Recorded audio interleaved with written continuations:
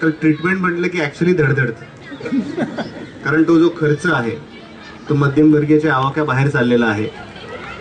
मग तुम्ही आता अशा पदावर आहात की तुम्ही काही धोरणं बनवू शकता, तर मग आपल्या राष्ट्रीय धोरणात काही वैद्यकीय बदल व्हायला पाहिजे का, जेणेकरून या ज्या खर्चिक शस्त्रक्रिया आहेत याबद्दल काही ते लोक सुलभ होतील. म्हणजे इव्हन आजकाल पब्लिक सेक्टरमध्ये गेलं तरी सुद्धा फार काही कमी खर्च होतो असा अनुभव नाहीये लोकांचा. म्हणजे डॉक्टरची पायरी चढायलाच नको, नाहीतर कर्ज काढायची तयारी ठेवली पाहिजे. तर याबद्दल तुमचं मत मला नक्की आवडेल. माझी फार मूलभूत मत आहे त्या बाबतीमध्ये, आणि तू योग्य विषयाला स्पर्श केलायस. सगळ्यात 65-66 वर्ष स्वातंत्र्य मिळाल्यावर सुद्धा आरोग्य हा भारतीय नागरिकाचा मूलभूत हक्क नाही, हे आपलं दुर्दैव आहे.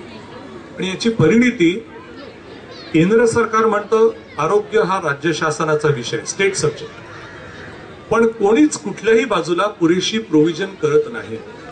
आज जर तू अमेरिका सारख्या प्रगत देशाकडे बघितलास तर ज्याला जीडीपी पर्सेंटेज किती अलोकेट केलं जातं, 16-17% अलोकेशन अमेरिका करते आज ह्या स्थितीला सुद्धा. आपला देश आपण 1.8, 2.3, 1.7 ही मागे पुढे करणारी आपण कसरत करतो.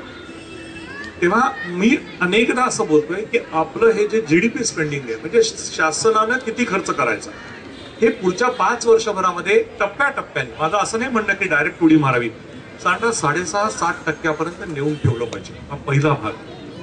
दुसरी गोष्ट, अत्यंत सक्षम अशा संस्था उभ्या करायला पाहिजे जिथून आपल्याला पब्लिक सेक्टर मधनं, मी विनामूल्य हा शब्द उच्चारत नाही, because there can never B free health for anybody here after. जेव्हा आपण असं म्हणतो की सायन नायर केईएम जे मध्ये फुकट होतं, कोणी फुकट करत नाही, दुसरं कोणीतरी तुमच्यासाठी पे करत असतं. It's a cross subsidy model you are. पण अशी मॉडेल्स अधिक सक्षम व्हायला पाहिजे. प्रायव्हेट सेक्टरची गरज आहे का? निश्चित गरज. पण प्रायव्हेट सेक्टरवरती माझ्या अनेक मित्रांना हे माझं पुढचं वाक्य आवडणार नाही, पण काही प्रमाणामध्ये नियंत्रण आणणं हे गरजेचं आहे. त्याच्यामध्ये अधिक पारदर्शकता, अधिक संवाद, की बाबा एवढा खर्च याला येतो, किंवा जर 3 प्रकारची स्टेंट्स किंवा 3 प्रकारचे वॉल्स उपलब्ध असतील तर कॅफेटेरिया अप्रोच दिल्यासारखं ह्याला एवढे पडतात, ह्याला एवढे पडतात, ह्याला एवढे पडतात, हे मोकळेपणानं जर आपण सांगितलं तर मला असं वाटतं की डॉक्टर आणि रुग्ण ह्याच्यामधलं जे विश्वासाचं नातं आहे ते अधिक दृढ होईल, आणि त्याचा फायदा इव्हेंच्युअली पेशंट्स. आज फेसबुकवरती फार सुंदर एकाने वाक्य लिहिलं होतं. तुम्ही दोघे डॉक्टर आहात, आमच्या पुस्तकांमधनं नेहमी एक वाक्य असायचं, there are 2 schools of thought. म्हणजे एक जर जायचं असेल तर असंही जाता येतं आणि असंही जाता येतं. आज फेसबुकवर कोणीतरी फार सुंदर लिहिलंय, 5+4 make 9, 6+3 also make 9. तेव्हा हे जे 2 पर्याय आहेत हे खुलेपणानं रुग्णांना सांगणं आणि मग त्याच्या मागे अभिप्रेत असलेला खर्च व्यतीत करून सांगणं हे गरजेचं आहे. हे जिथे होत नाही तिथे अडचण आहे. आणि सरकारनं काही बाबतीमध्ये संपूर्णपणे स्वतःची जबाबदारी अधिक घ्यायला पाहिजे. उदाहरणार्थ, पावसाळा आल्यावरती इन्फेक्शस डिसीजेस आणि वॉटरबॉर्न डिसीजेस, आज आपल्या देशामध्ये मलेरिया, डेंग्यूनं माणूस मरणं हे मला माझी मान शर्मेनं खाली जाते. मग मी किती लिव्हर ट्रान्सप्लांट्स केले तरी दुसऱ्या बाजूला जर डेंग्यूने कोणी जात असेल तर कुठेतरी आमच्या आरोग्य व्यवस्थेच्या वितरणामध्ये आम्ही कमी पडतो आहोत.